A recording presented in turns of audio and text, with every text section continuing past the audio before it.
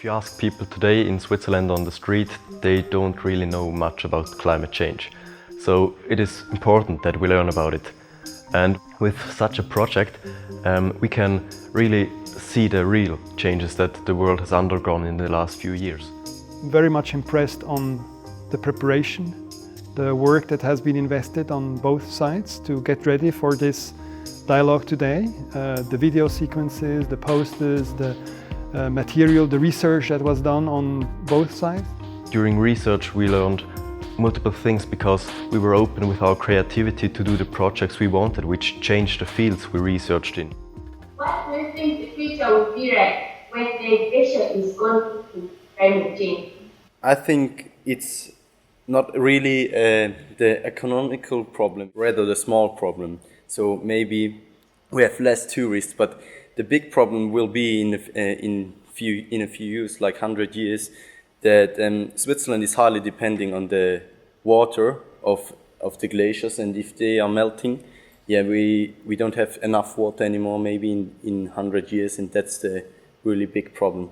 We put a lot of effort in our projects, and a lot of students spend a lot of their leisure time, and I think it was really worth doing that, because what we could see today, the exchange, the change of opinions, or the learning effect was really getting to know, hearing the other people experience. What is government doing in order to prevent the impacts of climate crisis? So what I know is we have a lot of discussions about environmental laws, so about reducing CO2 emissions.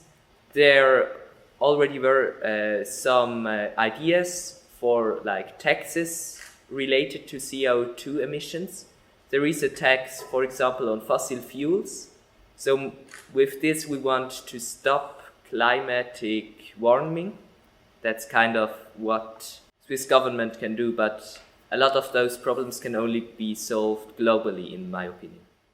In the Malawi context, people are daily confronted with climate change, and I think that was an extremely valuable lesson for the students here. And my question is, in what way these problems affect the economy in a negative way? It has really affected the economy of Malawi. For example, the strikes which are happening. So those people are affected, like the victims, are taken to the camp, so the government has to play a role by providing the relief to those people. So the money which can be used can be also used to the other sectors. It is not a broad societal topic, and there is also no national climate change learning strategy in Switzerland, whereas in Malawi, through the initiative of UNCC Learn and UNITAR's help, the country has now a national climate change learning strategy. We all know that climate change is a big issue today, but mostly we understand it as a theoretical concept. People don't see that the changes they make in Europe affect global problems.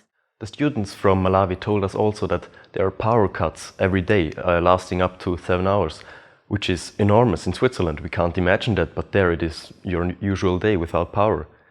Hi, I'm Mark, I'm 17 years old, and you said that you're experiencing frequent blackouts. How frequent and how long do they last?